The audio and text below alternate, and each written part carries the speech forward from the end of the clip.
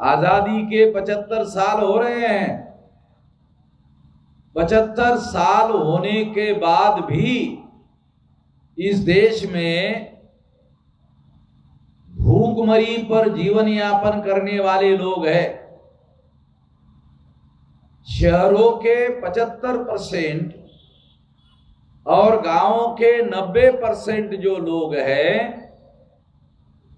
वो लोग भूखमरी और अर्ध भूखमरी के शिकार है। और सरकार, नरेंद्र मोदी की सरकार गर्व से कहती है कि हम इन लोगों को भूखों मरने नहीं देंगे और इनको खाने के लिए महीने में 5 किलो अनाज देंगे। तो ये आंकड़ा इस बात को सिद्ध करता है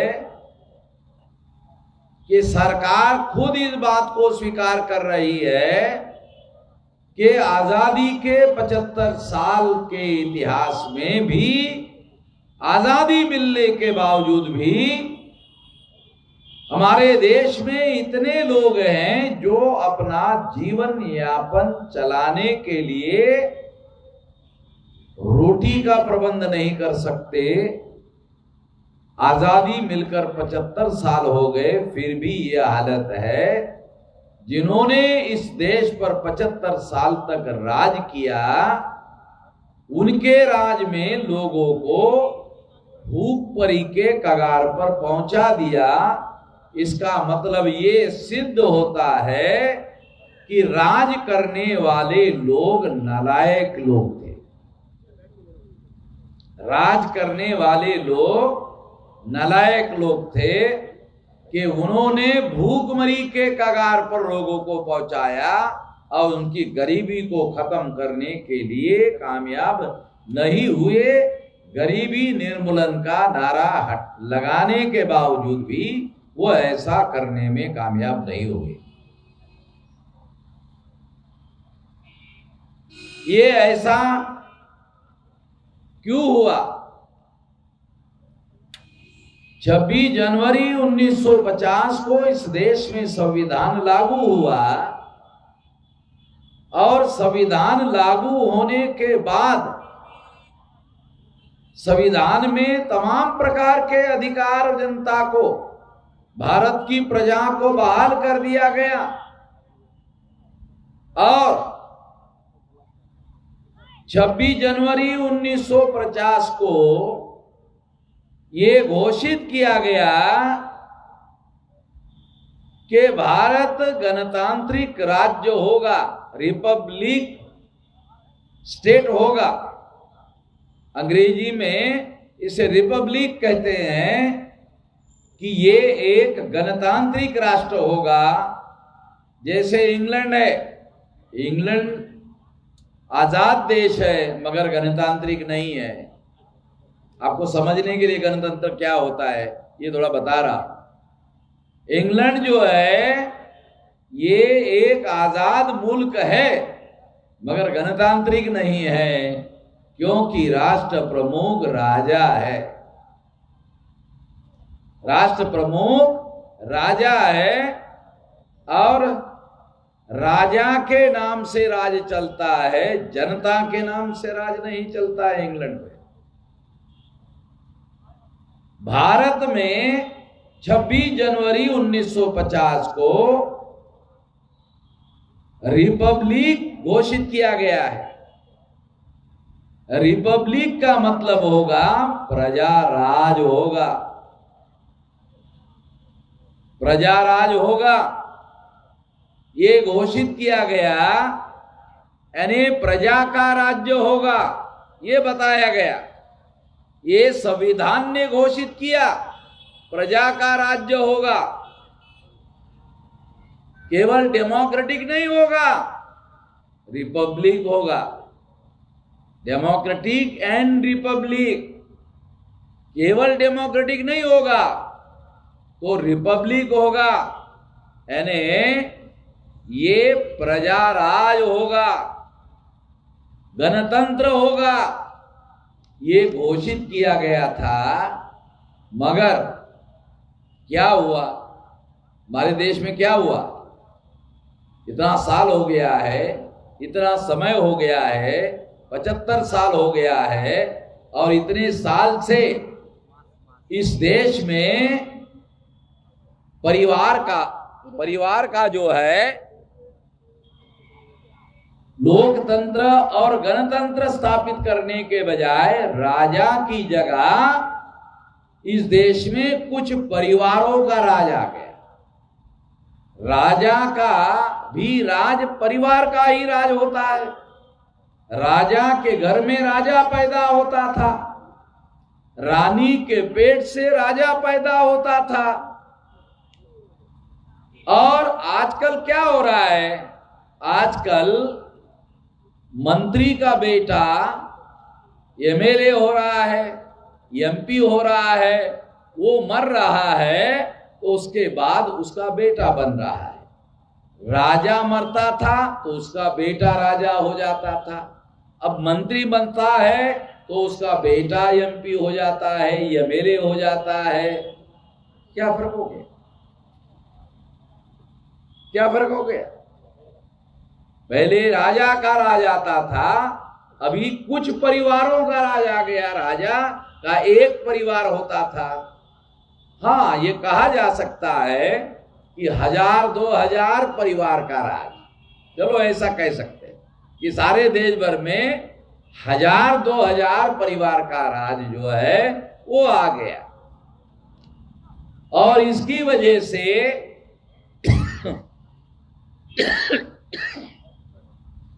ये जो 1000-2000 परिवार का राज आ गया है, उनका कल्याण हो रहा है, उनका भला हो रहा है, उनका विकास हो रहा है। तो ये हम लोगों को समझने की बात है, जानने की बात है। गांधी जी ने, जवाहरलाल जी ने नारा लगाया था। क्या नारा था? फ्रीडम ऑफ द कंट्री, यानी देश को आजाद करने का नारा लगाया था। Freedom of the country. तो फ्रीडम ऑफ द कंट्री हो गया, freedom of the people of the country नहीं हुआ, क्योंकि नारा ही फ्रीडम ऑफ द कंट्री का था। यानी गांधी जी ने और जवाहरलाल जी ने देश को आजाद करने का वादा किया था, देश में रहने वाले लोगों को आजाद करने का वादा ही नहीं किया। अभी तक हमारे लोगों की ये बात समझ में नहीं आई।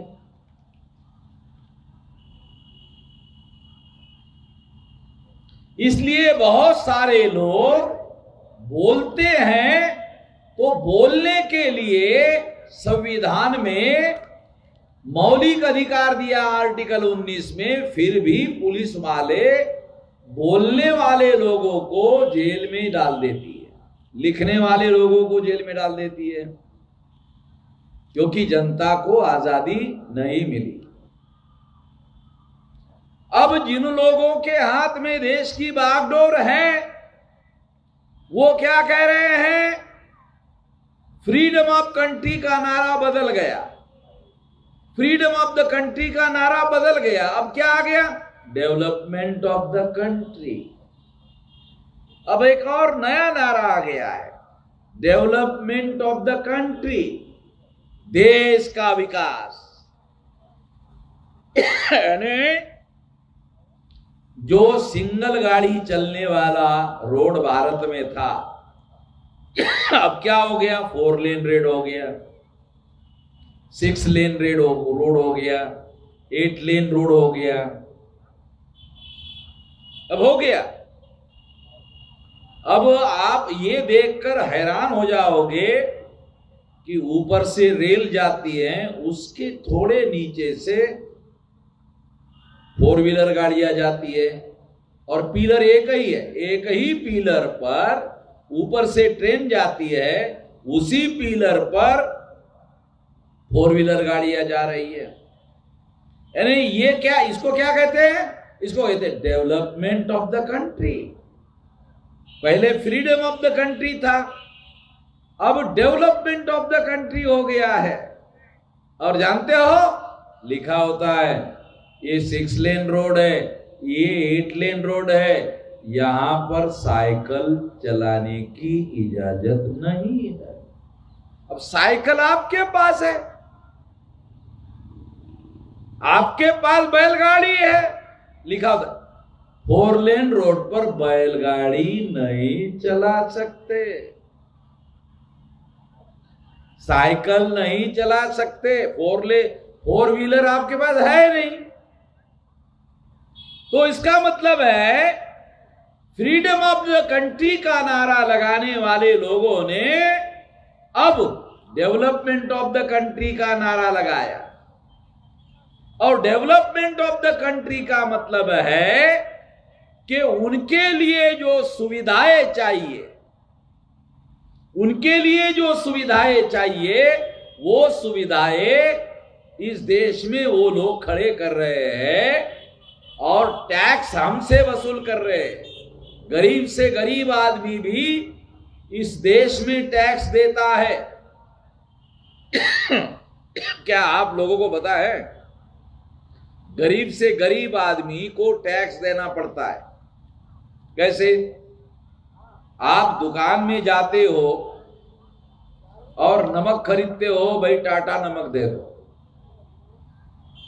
तो उसमें प्रोडक्शन टैक्स लगा हुआ है, सेल टैक्स लगा हुआ है, उसमें प्रोडक्शन टैक्स लगा हुआ है, उसमें सेल टैक्स लगा हुआ है।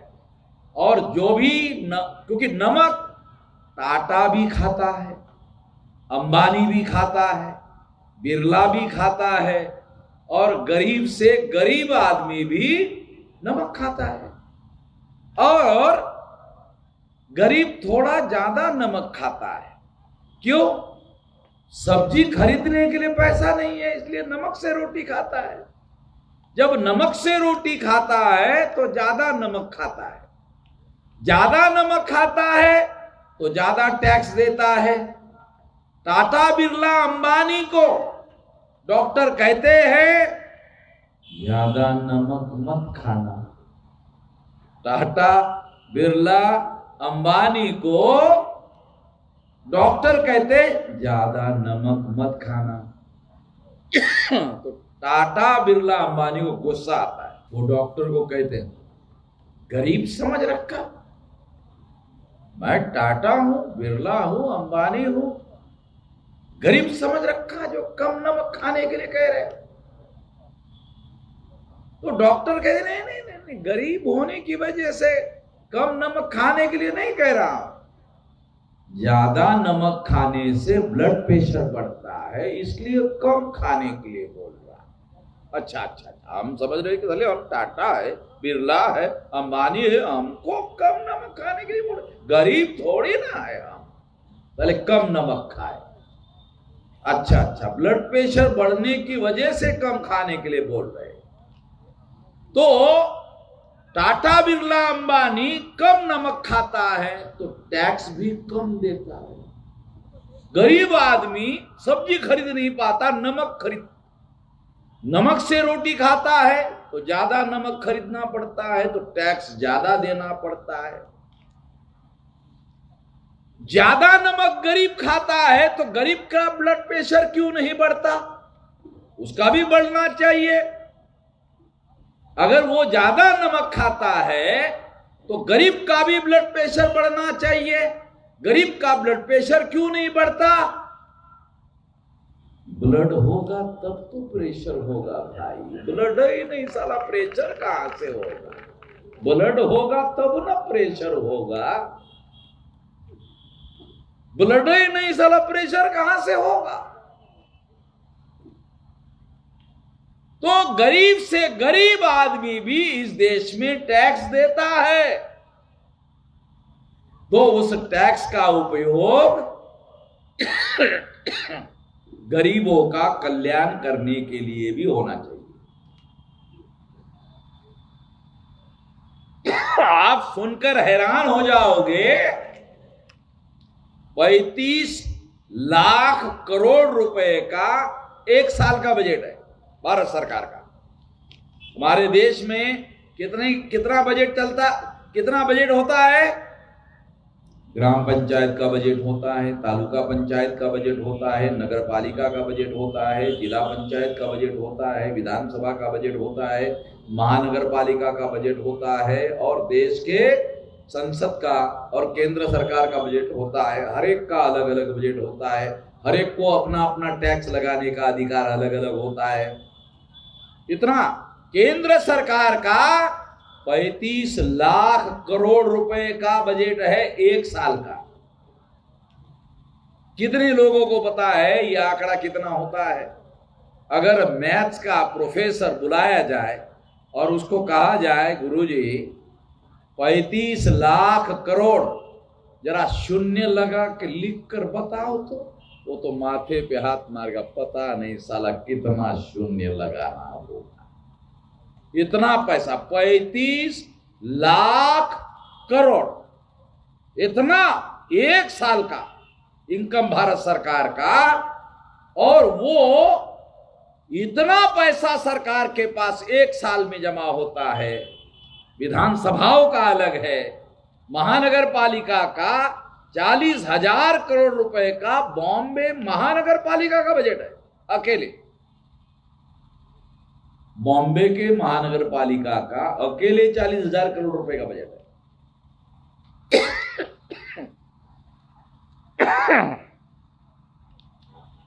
वो पैसे की कमी नहीं है। जो सरकार चलाने वाले लोग हैं उनके पास पैसे की कमी नहीं है, तो फिर भूखमरी क्यों है? क्यों है? तो इस देश में जैसे फ्रीडम ऑफ द कंट्री का नारा लगाया गया, देश को आजाद किया गया, मगर देश में रहने वाले लोगों को आजाद नहीं किया गया। उसी तरह से अभी नरेंद्र मोदी ने डेवलपमेंट ऑफ द कंट्री का नारा लगाया, देश का विकास, देश में रहने वाले लोगों का विकास। इसके लिए बनाया ही नहीं, इसके लिए कोई बजट बनता ही नहीं। इस वजह से हम लोगों का विकास नहीं हो रहा है, और इसका मूल कारण देश में रिप्रेजेंटेटिव डेमोक्रेसी नहीं है,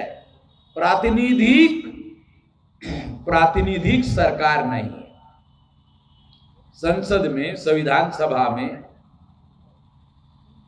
जब आरक्षण लागू करने का बाबा साहब अम्बेडकर आग्रह कर रहे थे, तो कांग्रेस के लोगों ने विरोध किया कि आरक्षण से कार्यक्षमता घट जाएगी और कमजोर लोग प्रशासन में आ जाएंगे। तो बाबा साहब अम्बेडकर ने संविधान सभा में जवाब दिया।